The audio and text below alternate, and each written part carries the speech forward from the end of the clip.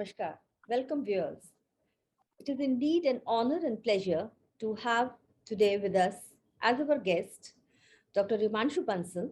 She is DMRD, DNB, MNAMS, radio diagnosis. She did her medical school from Bangalore and residency from Tata Memorial Hospital, Mumbai. She has been practicing in the city of Bathinda, Punjab, since 20 years.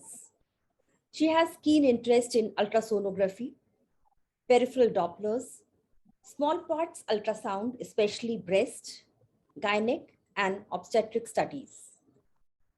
A radiologist by profession and a writer, blogger, and a social activist by passion. Welcome, Dr. Himanshu, to our show. Thank you, Dr. Dipti. Thank you. As you all are aware, I've been conducting a series to create awareness about various specialties of medicine. We started with the microbiologist, then psychologist, pathologist, cancer specialist, and so today we have a radiologist. So, who is a radiologist? आप हमारे दर्शकों को ये बताइए कि radiologist कौन होता है?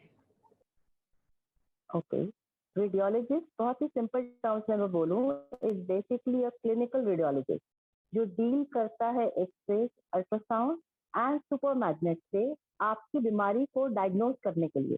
वो एक बहुत इंपॉर्टेंट कड़ी है पेशेंट में और उसके डॉक्टर में। ये बहुत सिंपल और सरल भाषा में एक रेडियोलॉजिस्ट है, but we prefer the term a clinical radiologist as we help in making a diagnosis, staging of a disease and later on I tell you कि क्या क्या है। कॉमनली रेडियोलॉजिस्ट को लोग अल्ट्रासाउंड वाला डॉक्टर, सीटीएमआर या एक्सरे वाला डॉक्टर करके संबोधित करते हैं। जी जी। So clinical radiologist is the right term. Correct. So जैसा आपने कहा, जो क्लिनिकल रेडियोलॉजिस्ट हैं वो अल्ट्रासाउंड भी करते हैं, बॉडी के सीटी स्कैन्स वेरियस पार्ट्स के, और एमआरआईज, ये तीन चीजें करते हैं। एक्सरे तो इन तीन चीज, एक्सरेज भी है साथ में। एक्सरेज है जिसमें कंट्रास्ट एक्सरेज भी होते हैं और काफी स्टडीज होती हैं जो आंतड़ियों की स्टडीज हैं और यूरिनरी सिस्टम की स्टडीज हैं, जैसे गुर्दों की, यूरेटर की, ब्लैडर की, और भी बहुत सारी एक्सरेज में रिलेटेड स्टडीज भी आती हैं। जी, तो आप इन तीनों मोडालिटीज में क्या डिफरेंस से ज्यादा अलग अलग का क्या क्या लाभ है, इस पर थोड़ा सा प्रकाश डालिए, क्योंकि कुछ पेशेंट्स को कई बार ये कंफ्यूजन होता है कि सीटी हो गया है तो एमआरआई क्यों करा रहे हैं। तो सबका एक अलग अलग रोल है, इस पर आप थोड़ा सा बताइए। ओके, कमिंग टू सबसे फर्स्ट एंड फॉरमोस्ट एक्सरे। ये सबसे पहले एक्सरे ही आया था जिसके आधार पर बाकी सब चीजें आई हैं। एक्सरेज में कहीं भी चोट लग जाती है, आपको फ्रैक्चर है या खांसी है, बलगम है या पेट में दर्द है, एक बार को पहले सब एक्सरे के लिए भेजते हैं। एक्सरे हड्डियों के लिए और छाती के लिए बहुत लाभदायक है। बेसिकली ट्रॉमा पेशेंट्स में अगर फ्रैक्चर डायग्नोस करना है या बलगम वाले पेशेंट में, खांसी वाले, बुखार वाले पेशेंट में आपने फेफड़े स्टडी करने हैं, बेसिकली इन दो में ये बहुत लाभदायक रहता है। बट पेट में पहले एक्सरे किया जाता था, पर आजकल अल्ट्रासाउंड बेटर रहता है। अल्ट्रासाउंड अल्ट्रासोनिक बीम्स के थ्रू आपके बॉडी में क्या बीमारी चल रही है उसको देखते हैं। बट अल्ट्रासाउंड की अपनी कुछ लिमिटेशंस है, जैसे कोई बहुत मोटा पेशेंट हो या हड्डी को पेनिट्रेट नहीं कर सकता अल्ट्रासाउंड, तो बोनी इमेजिंग में एक्सरे या एमआरआई काम ज्यादा आते हैं। सीटी स्कैन बीमारी कुछ पेशेंट्स में आगे हमें बीमारी, जैसे मैंने कहा अल्ट्रासाउंड की कुछ लिमिटेशंस रहती हैं। Air is a very big limitation of ultrasound. Air हो गया, मोटापा हो गया और हड्डी, ये तीन हम मेन मानते हैं। एज सच अल्ट्रासाउंड में वी नीड अ मीडियम जिससे अल्ट्रासोनिक बीम्स अंदर जाएंगी। अब ये बेसिकली अल्ट्रासाउंड कहने को सबसे, जैसे नॉन इन्वेजिव प्रोसीजर है, कभी भी आप करा सकते हो, पॉकेट फ्रेंडली भी रहता है। तो जनरली पेट के दर्द हो, इवन आप कहीं कोई सॉफ्ट टिश्यू की स्वेलिंग आ रही हो, कुछ आ रहा हो, उसमें अल्ट्रासाउंड आप कर सकते हैं। दूसरा CT scan generally by and large कोई बीमारी जो नहीं समझ में आ रही या अल्ट्रासाउंड पर हमने कोई डाउट डाला है उसके लिए करते हैं, या हेड इंजरी, ट्रॉमा पेशेंट्स में एकदम से हम सीटी करते हैं कि अल्ट्रासाउंड करने में टाइम वेस्ट होगा, बेटर है सीटी करके उसका पता चल जाए एग्जैक्टली चल क्या रहा है। इसी तरीके से एमआरआई है, एमआरआई भी कुछ स्ट्रोक के पेशेंट्स में कामयाब है, या इसके अलग से एक हम डिफरेंट इसको पार्ट में कवर करेंगे एमआरआई डॉक्टर दीप्ति, क्योंकि एमआरआई पे अगर मैं चलेगी सीटी पे चलेगी फिर काफी कंफ्यूजन हो जाएगी, वो लेमैन के लिए बहुत कंफ्यूजिंग हो जाएगा पूरा। जी जी जी। तो अपने आप में एक्चुअली ये सब रेडियोलॉजी स्पेशलिटी के अंदर देखा जाए तो सब स्पेशलिटीज हैं। तो एग्जैक्टली जी एग्जैक्टली जी। तो बहुत सारे रेडियोलॉजिस्ट हैं जो सिर्फ अल्ट्रासाउंड ही करते हैं। तो क्या बिल्कुल रेडियोलॉजिस्ट बिल्कुल और सोनोलॉजिस्ट में भी कोई अंतर है? डेफिनेटली रेडियोलॉजिस्ट जो है उसने बाकायदा अपने 5.5 साल की एमबीबीएस कंप्लीट करके 3 साल की स्पेशलाइज ट्रेनिंग कंप्लीट की है, उसकी डिग्री रिकग्नाइज है। जो सोनोलॉजिस्ट हैं ये जनरली लोग ग्रेजुएशन एमबीबीएस के बाद कहीं से कुछ सीख लिया करके अल्ट्रासाउंड मशीन लगा लेते हैं। आज से पहले ये सब करना आसान था, बट अब जब से पीसीपीएनडीटी एक्ट आया है इसमें काफी स्ट्रिक्ट गाइडलाइंस आ गई।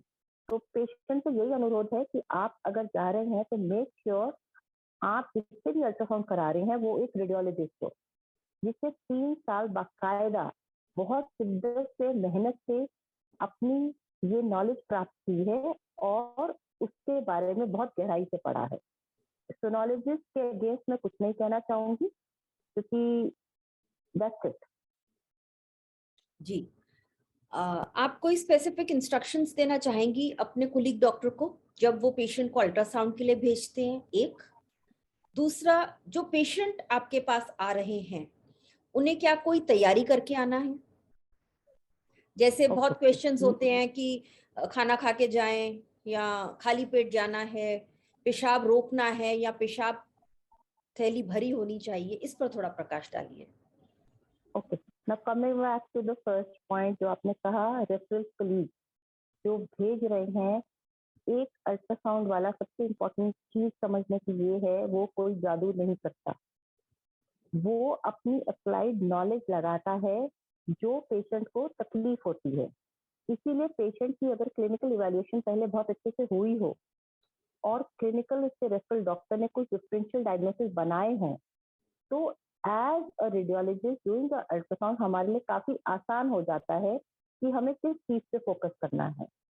अगर मान लो एग्जाम्पल जैसे एक लिवर में कोई चीज मिलती है, हमें एक एस्ट्रोएल हम बोलते हैं, स्पेस ऑक्यूपाइंग लीजन मान लो, या कोई गांठ मान लो, सिंपल टर्म में, वैसे मैं सिंपल टर्म यूज नहीं करती, कंफ्यूजन होती है। वो एक पर्टिकुलर गांठ एक बिनाइन चीज भी हो सकती है कि जिसकी कोई रेलेवेंस नहीं, अगर वो आज से 20 या 30 साल पहले भी थी। अगर वो एक नई है वो एक कैंसर का लक्षण भी हो सकता है। इस तरीके से अगर हमारे पास क्लिनिकल हिस्ट्री होती है, पेशेंट प्रॉपरली क्लिनिकली डॉक्टर को दिखा के आया होता है, तो हम एक बेटर डायग्नोसिस उसको दे सकते हैं। नहीं तो हम एक डिफरेंशियल देते हैं जो काफी कई बार कंफ्यूजिंग लगता है to the reference doctor also. कि जैसे एग्जाम्पल के तौर पे मैं हमेशा रेफरल डॉक्टर को कहती हूँ, कैंसर का पेशेंट है, फॉल ऑफ पे है, ओके, पोस्ट इसने रेडिएशन थेरेपी लिया हुआ है, सर्जरी लिया है, सब कुछ लिया है, पर उसकी कोई क्लिनिकल हिस्ट्री हमारे पास नहीं है। एट टाइम्स पेशेंट्स भी नहीं बताते, एट टाइम्स डॉक्टर भी पेशेंट को ये कह के भेजते हैं कि आप कुछ मत कहिएगा, but by the look of it you come to know कि समथिंग हैज बीन डन, मतलब एक क्रॉनिक चल रहा है। उस सिचुएशन में अगर हमें कोई गांठ दिखती है या मानो कोई स्ट्रक्चर ऐसा दिखता है, उसको हम, अगर हमें हिस्ट्री ना पता हो, हम उसे कैंसर बोल सकते हैं। रादर देन हमें हिस्ट्री पता हो तो वो हम उसको पोस्ट ट्रीटमेंट फाइब्रोसिस बोलेंगे। अब इन दोनों चीजों में बहुत फर्क हो जाता है। कहाँ पे ट्रीटमेंट, अगर पोस्ट ट्रीटमेंट फाइब्रोसिस है उसका बिल्कुल अलग हो गया, पेशेंट बिल्कुल निश्चिंत है, डॉक्टर भी निश्चिंत है। कहाँ हम लेबल कर दें कि शायद कैंसर है, उसमें गड़बड़ हो गई।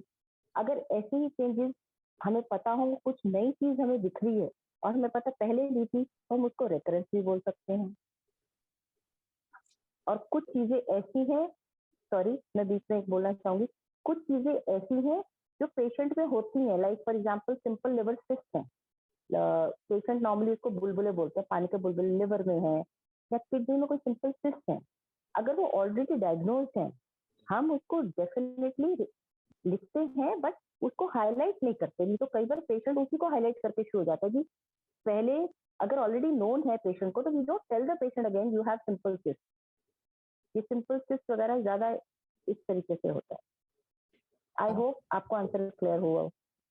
कहने का मतलब ये है, हिस्ट्री बहुत ही इम्पोर्टेंट है बहुत हमारे इंपॉर्टेंट है। प्रोफेशन में, हर स्पेशलिस्ट के लिए, हम सिर्फ क्लिनिशियंस के लिए नहीं, हम उसका जब डायग्नोसिस बनाने के लिए अपने कुलीग स्पेशलिटीज, रेडियोलॉजिस्ट हैं, पैथोलॉजिस्ट हैं, उनसे जब हेल्प मांग रहे हैं तो पूरी हिस्ट्री शेयर करना एक।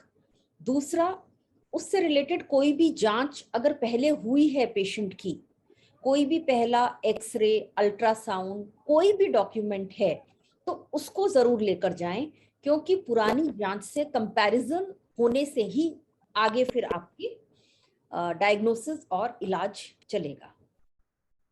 जी। अब आपका दूसरा था पेशेंट को, पेशेंट पेशेंट को को। हम क्या सलाह देना चाहते हैं। जी। देखो नॉर्मली आज से पहले जो मशीन थी उसके बारे में तो मैं बात नहीं करूंगी, क्योंकि मैंने हमेशा से हाई रेजोल्यूशन मशीन पे ही काम किया है। जब हमने रेजिडेंसी आज से 25 साल पहले की थी तब जरूर होता था कि पेशेंट भूखा पेट आए और पेशाब की थैली भरी है, जी। करेक्ट। उसका ये रीजन था, भूखा पेट आएगा तो गैस नहीं होगी, like I said air is a contraindication for ultrasound. Secondly पेशाब की थैली होगी, पानी होगा तो हमें अच्छा एक मीडियम मिलेगा उसके पेट के अंदर देखने का, करेक्ट। बट आजकल इतनी हाई रेजोल्यूशन मशीन है कि मोटे से मोटा पेशेंट आ जाए, जैसे मर्जी आ जाए पेशेंट, हमें देखने में प्रॉब्लम नहीं होती unless and until few certain cases are there, उसको हम साइड पर रखते हैं। और जो बाय एंड लार्ज जो पब्लिक आती है, पॉपुलेशन है, उसमें ये प्रॉब्लम नहीं आती। क्योंकि बहुत बार क्या होता है, पेशेंट जो आ रहा है 40 प्लस जो पेशेंट है या 50 प्लस है, normally they have some chronic disease, correct. उनको डायबिटीज है या ब्लड प्रेशर है या थायराइड है। भूखा पेट आने के चक्कर में वो दवाई भी नहीं लेके आते। और यहाँ पे जैसे अब रूरल पॉपुलेशन है, वो बेचारी अपने गांव से आती है तो इतना प्रेशर बना के आती है, अगर उसको 10 मिनट वेट करना पड़ जाए उससे रोका ही नहीं जाता।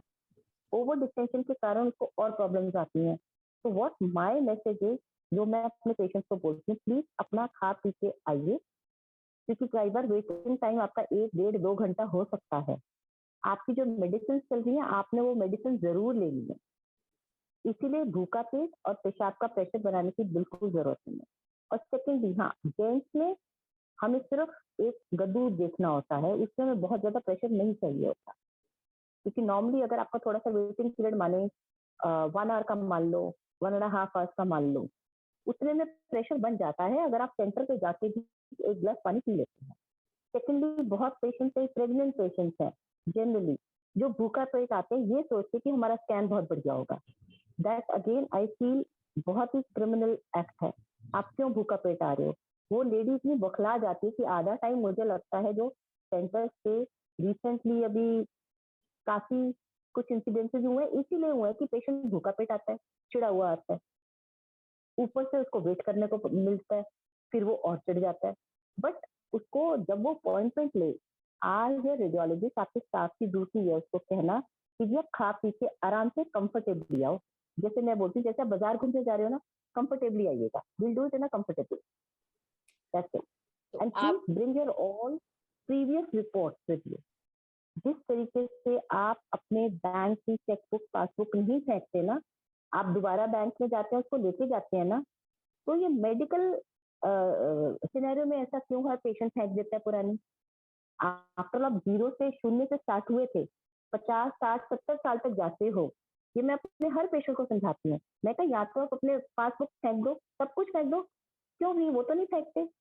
तो ये मेडिकल सिनेरियो में why do you take it so lightly, आप बताइए, है ना।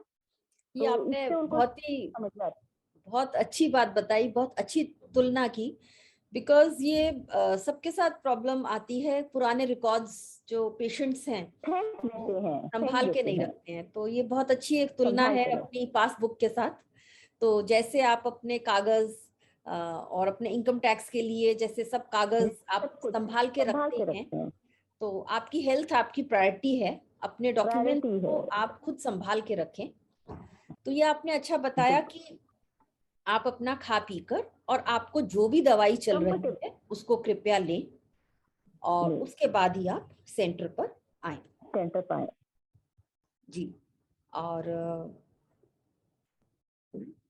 इसके साथ ही आप कोई और संदेश देना चाहेंगी हमारे व्यूअर्स को?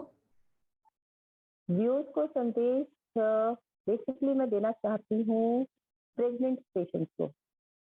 जब से ये पीसीपीएनडीटी एक्ट हमारे देश में फुल स्पिरिट में लागू है, तो कृपया मेरी सब गर्भवती महिलाओं से विनती है कि आप अपनी मर्जी से स्कैन नहीं करा सकते।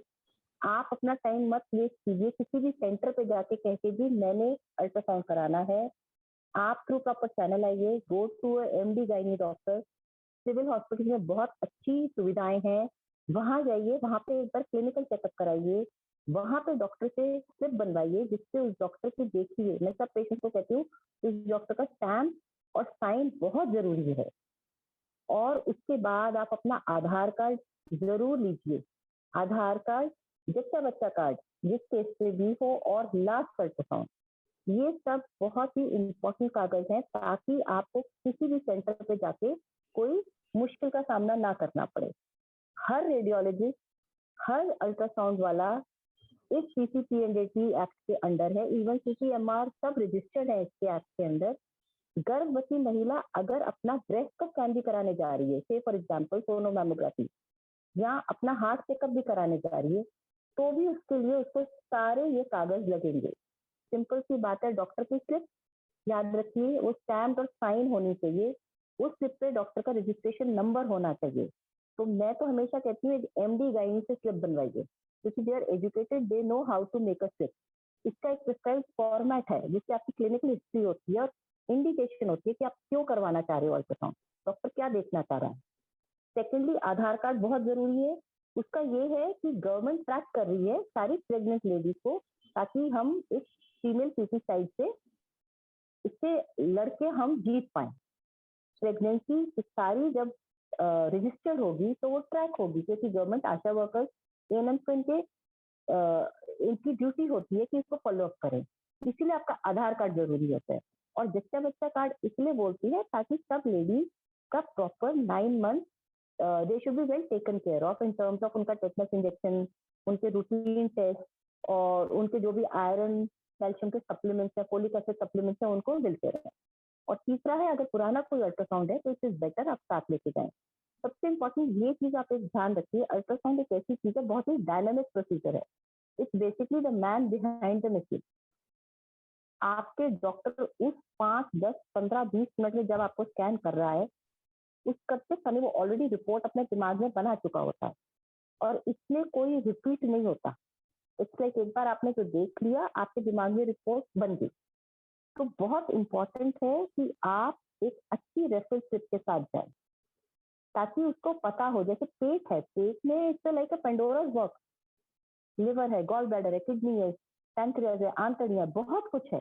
इसमें आपके अगर रेडियोलॉजिस्ट को पता होगा उसको कहाँ फोकस करना है, तो वो और बेहतर आपको रिपोर्ट दे पाएगा, नहीं तो वो डिफरेंशियल दे देगा। सिंपल सी बात। जी तो जी, दैट्स तो इट। आपने बहुत ही अच्छा मैसेज दिया। पहली चीज तो, किसी भी हम डायग्नोस्टिक के लिए जा रहे हैं रेडियोलॉजिस्ट के पास, पैथोलॉजिस्ट के पास, तो हमेशा एक क्लिनिशियन को दिखा के उसके थ्रू ही हम जाएं, डायरेक्ट जाने को हम अवॉइड करें। जैसे मेडिसिन भी हम लेते हैं तो किसी फिजिशियन के थ्रू लें, direct OTC over the counter जैसे केमिस्ट से लेने की प्रक्रिया है, इसको हम थोड़ा सा कंट्रोल करें। अपनी सेल्फ अवेयरनेस हमारी हेल्थ के लिए ये चीज अच्छी है।